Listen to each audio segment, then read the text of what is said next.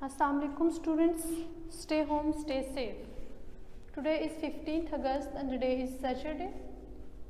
Let's move on to our today's study plan. First of all, we are going to study English A. English A में हम लोग unit number 9 को study कर रहे थे जो कि है एयर पोल्यूशन। इस चैप्टर में हमने इसकी ट्रांसलेशन और तमाम एक्सरसाइज को जो है वो स्टडी कर लिया था। अब हम इसका नेक्स्ट पार्ट जो है वो जो कि ग्रामर है उसको हम स्टार्ट करने जा रहे हैं। ग्रामर में हमारे पास आ जाता है पंचुएशन। पंचुएशन कहा जाता है किसी भी सेंटेंस में जब हम लोग कोमा, फुल स्टॉप, हाइफन या ब्रैकेट्स वगैरह पुट करते हैं तो उसे हम पंचुएशन मार्क्स कहते हैं। अब हम लोग पंचुएशन की 2 मेन प्रिंसिपल्स जो हैं उनको स्टडी करेंगे कि किस तरह से हम लोग जो है वो पंचुएशन मार्क्स ऐड कर सकते हैं सेंटेंस में। फर्स्ट पे हमारे पास आ जाता है सिटी एंड कंट्री एड्रेस। जब हम लोग किसी भी शहर या मुल्क का एड्रेस लिखेंगे तो हम उसमें कोमा किस तरह से पुट कर सकते हैं। Place a comma between the names of city and country और प्रोविंस। किसी भी जो है वो शहर, मुल्क या सूबे के नाम के दरमियान में हम लोग कोमा लगाएंगे। एग्जाम्पल है हमारे पास, we live in Peshawar Pakistan. हम पेशावर पाकिस्तान में रहते हैं। अब पेशावर के बाद हम लोग कोमा लगाएंगे क्योंकि यहाँ पे पेशावर है शहर का नाम और पेशावर कहाँ पे वाक़ है, पाकिस्तान में। तो इसके दरमियान हम लोग उनको डिफ्रेंशिएट करने के लिए कोमा पुट करेंगे। अंडरस्टैंड। नेक्स्ट पे हमारे पास आ जाता है डेट। डेट में हम लोग जो है वो कोमा किस तरह से पुट करेंगे। Place a comma between the day and the year in a date. Day और ईयर के दरमियान में जो है हम लोग कोमा पुट करेंगे। एग्जाम्पल हमारे पास, Jawad was born on May 24, 2005। अब हम लोगों के पास मे है, मे के बाद हम लोगों के पास आ जाता है डे।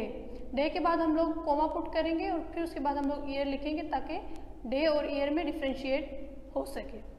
ठीक है। नेक्स्ट पेज नंबर 56 पे इसकी एक्सरसाइज दी गई है जो एक्सरसाइज आप लोगों ने खुद से सॉल्व करनी। इस एक्सरसाइज में एक तीसरी चीज़ भी दी गई है जिसमें use a comma after an noun clause that begins a sentence. तो हम लोग जो है कोई भी सेंटेंस जो है वो नाउन क्लॉज से स्टार्ट होगा तो हम नाउन के बाद जो है हमेशा कोमा पुट करेंगे। नाउन कहा जाता है किसी भी चीज़ चाहे जगह के नाम को। ठीक है। इस तरह से फर्स्ट सेंटेंस हमारे पास दिया गया है, सहर do you wash your hand before eating something. तो सहर क्या है, एक प्रॉपर नाउन है और ये सेंटेंस जो है वो नाउन से स्टार्ट हो रहा है, इसलिए हम लोग नाउन के बाद कोमा पुट करेंगे। यहाँ पे हम लोगों का आज का लेक्चर एंड होता है। Thank you. हम साइंस स्टडी करेंगे। Unit number 7, the study of matter. Previous lesson में हम लोगों ने इसके कुछ हाफ हम लोगों ने क्वेश्चन आंसर्स किए थे। आज हम लोग इसके रिमेनिंग करेंगे। लॉन्ग क्वेश्चन है हमारे पास। What happens to a substance when it dissolves in liquid?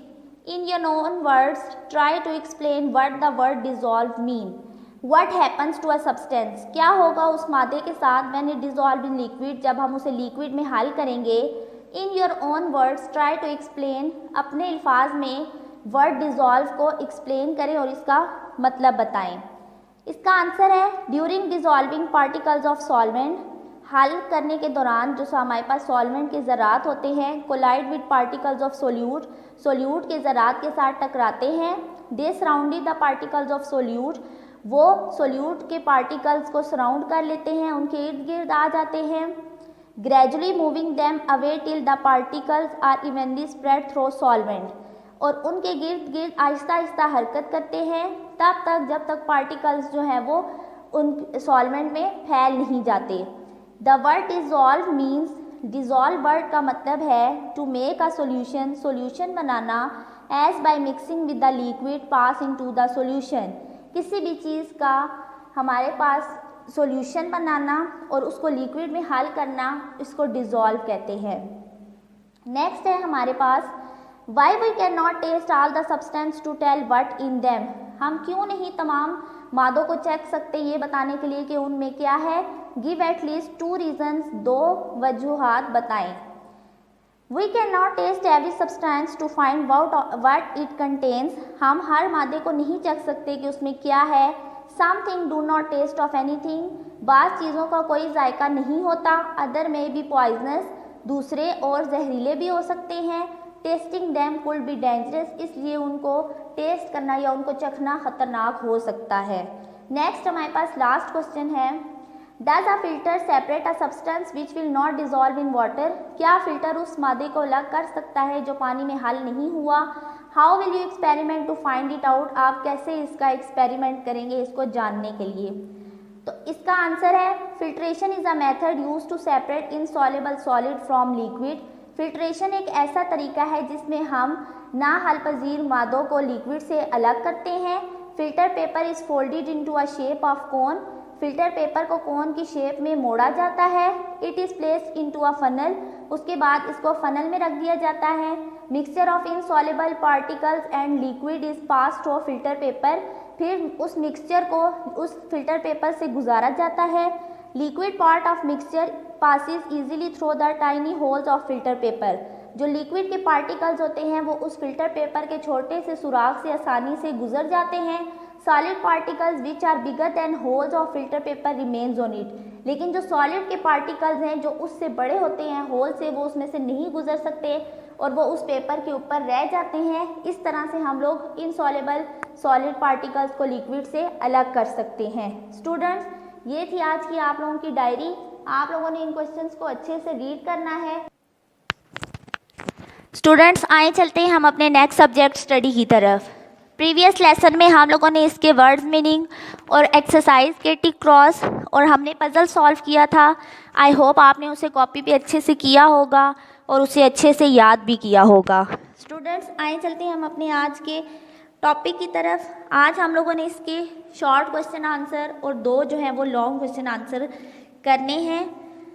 आप लोगों ने अपने क्वेश्चन आंसर्स को अपनी कॉपी पे बहुत अच्छा सा नीट एंड क्लीन अपनी कॉपीज़ पे इन्हें डन करना है। आए स्टार्ट करते हैं हम अपना लेसन। फर्स्ट शॉर्ट क्वेश्चन है हमारे पास, how does the government find out about the people living in Pakistan. Government कैसे ये पता लगाती है या उसे कैसे पता चलता है कि लोग पाकिस्तान में कितने रह रहे हैं या कैसे रह रहे हैं। Government find out about the people living in Pakistan by conducting a census, मरदमशुमारी का इंतज़ाम करते हुए गवर्नमेंट को पता चलता है कि पाकिस्तान में कितने लोग रहते हैं। नेक्स्ट क्वेश्चन की तरफ चलते हैं। स्टूडेंट्स, आपके क्वेश्चन के आंसर्स आप लोगों के नोट्स पे गिवन है, वहाँ से देख के आप लोगों ने इन्हें अपनी कॉपी पे करना है। लॉन्ग क्वेश्चन है, why do we need to know the details about countries population, हमें मुल्क की आबादी के बारे में तफसीलात जानने की क्यों ज़रूरत होती है। क्यों ज़रूरत होती है स्टूडेंट्स, ताकि गवर्नमेंट को पता चल जाए कि कितने स्कूल्स होने चाहिए, कितने हॉस्पिटल्स होने चाहिए और बाकी जितनी सर्विसेज हैं उसके लिए मरदमशुमारी की जाती है, तो गवर्नमेंट को पता चल जाता है कि क्या क्या चीज़ ज़रूरत है। अपने आंसर की तरफ आते हैं। अकॉर्डिंग टू दिस इंफॉर्मेशन, इस मालूमात के मुताबिक गवर्नमेंट डिसाइड्स, गवर्नमेंट फैसला करती है हाउ टू फुलफिल, कैसे पूरा किया जाए the basic needs of countries population, मुल्क की आबादी की बुनियादी ज़रूरियात को कैसे पूरा किया जाए। ये हमें इसलिए ज़रूरत होती है कि हमारे पास मुल्क का जो है वो सारी डिटेल होनी चाहिए। नेक्स्ट है हमारे पास, what is importance of education and training for the people, तालीम और तरबियत की लोगों को क्यों ज़रूरत होती है। अगर हमारे पास अच्छी तालीम होगी तो हमें अच्छी नौकरियां मिलेंगी और अगर हमारे पास कोई हुनर होगा, कोई ट्रेनिंग होगी तो तब भी हमें अच्छी जॉब मिल सकती है। Education and training is important because illiterate अनपढ़ and untrained person have problem finding jobs, क्योंकि जो हमारे पास अनपढ़ और अनट्रेन्ड, जिनके पास कोई स्किल्स वगैरह नहीं होती, कोई हुनर नहीं होता, कोई उन्हें तरबियत नहीं होती किसी काम में, तो उन लोगों के लिए जो है वो बहुत सी प्रॉब्लम्स क्रिएट हो जाती हैं अपनी कंट्री को अपने लिए जॉब्स फाइंड करने में या अपने लिए नौकरियां तलाश करने में। नेक्स्ट है, what are some of problem caused by our population, our population आबादी के बढ़ने की वजह से क्या क्या प्रॉब्लम्स, क्या क्या मसाइल पैदा हो सकते हैं। Our population leads to major problems such as, our population आबादी के बढ़ने की वजह से बहुत सी मसाइल पैदा हो सकते हैं, सच एज जैसा कि लैक ऑफ जॉब्स, नौकरियों का ना मिलना या कम होना, एंड अनएम्प्लॉयमेंट, बेरोज़गारी, पोल्यूशन, आलूदगी, and problems with our crowding, ज़्यादा रश की वजह से भी मसाइल हो सकते हैं, traffic jams and lack of resources और वसाइल की भी कमी हो सकती है। स्टूडेंट्स, ये था आज का आप लोगों का लेसन। आपने इन तीनों क्वेश्चंस को अच्छे से अपनी कॉपी पे राइट करना है और इन्हें अच्छे से याद भी करना है। नेक्स्ट लेसन में हम दोबारा मिलेंगे। स्टूडेंट्स, आइए चलते हैं हम अपने नेक्स्ट सब्जेक्ट मैथ्स की तरफ। Worksheet 10 page number 200। Previous lesson में हम लोगों ने क्वेश्चन नंबर 8 किया था। आज हम क्वेश्चन नंबर 9 करेंगे। Find the HCF and LCM of these pairs of numbers. Previous lesson में हम लोगों ने जस्ट एलसीएम फाइंड किया था। आज हम लोगों ने एक ही क्वेश्चन में हम लोगों ने एचसीएफ भी फाइंड करना है और एलसीएम भी फाइंड करना है। डिवीजन मेथड को ही यूज करके हम लोग एचसीएफ और एलसीएम दोनों निकालेंगे। ए पार्ट 60 एंड 48। स्टूडेंट, जैसे मैंने आपको डिवीजन मेथड करने का तरीका बताया है वैसे ही आप लोगों ने इसका डिवीजन मेथड निकालना है। 60 है, हमेशा आप लोगों ने एलसीएम हो या एचसीएफ निकालना हो डिवीजन मेथड से, तो आप लोगों ने छोटे टेबल से ही स्टार्ट करना है जो कि है 2। अब 2 3 6 0 नीचे आ जाएगा, मतलब 2 30 60। उसके बाद 2 1 2, 2 5 10, 2 15 30, 3 5 15, 5 1 5। उसके बाद 48, 2 2 4, 2 4 8, 2 1 2, 2 2 4, 2 12 24, 2 6 12, 2 3 6, 3 1 3। ये हम लोगों ने इसका डिवीजन मेथड निकाल लिया। हम लिखेंगे मल्टीपल्स ऑफ 60। 60 के क्या मल्टीपल्स निकले हैं? जो साइड पे आपके जितने भी आए हैं ये आपके मल्टीपल्स हैं, यानी प्राइम फैक्टर्स भी कहते हैं। पहले हम 2 के लिखेंगे 60 के। 2 × 2 × 3 × 5, 2 × 2 × 3 × 5। उसके बाद मल्टीपल्स ऑफ 48। 48 के हम मल्टीपल्स लिखेंगे 2 × 2 × 2 × 2 × 3। बीच में मल्टीप्लाई का साइन मस्ट लगाना है। नेक्स्ट स्टेप होती है हम लोग कॉमन मल्टीपल्स निकालेंगे। ये हमारे पास एक 2 कॉमन है, हमने इसका एक पेयर बना लिया। उसके बाद एक ये 2 कॉमन है, इसका हमने पेयर बना लिया और एक 3 कॉमन है, हमने इसका पेयर बना लिया। ये हमारे पास कॉमन मल्टीपल्स निकल आए हैं। स्टूडेंट्स, यहाँ तक सारा मेथड सेम ही है। नेक्स्ट देखिए, हमने एचसीएफ फाइंड करना है। एचसीएफ फाइंड करने के लिए जस्ट हम लोग कॉमन मल्टीपल्स जो हमारे पास कॉमन फैक्टर्स निकले हैं उनको हम मल्टीप्लाई करते हैं तो हमारा आंसर आ जाता है। इसमें कोई फार्मूला लगाने की जरूरत नहीं होती। अब 2 × 3 ये हमारे पास कॉमन मल्टीपल्स आए हैं, इन्हें हम मल्टीप्लाई कर देंगे तो हमारा आंसर एचसीएफ का निकल आएगा।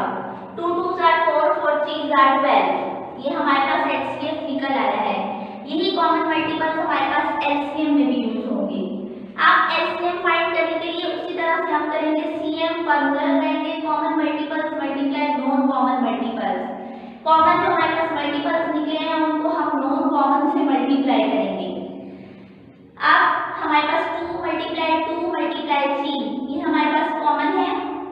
नॉन कॉमन 2 × 2 × 5 है।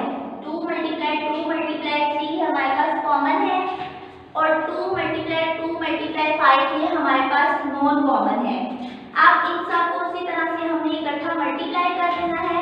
2 2 4, 4 3 12, 12 2 24, 24 2 48, 48 5 240। हमारा एचसीएम 240 निकल आया और हमारा एचसीएफ 12। स्टूडेंट्स, इसका बी पार्ट आप लोगों ने प्रैक्टिस में करना है। ये थी आज की आपकी डायरी। अल्लाह हाफिज।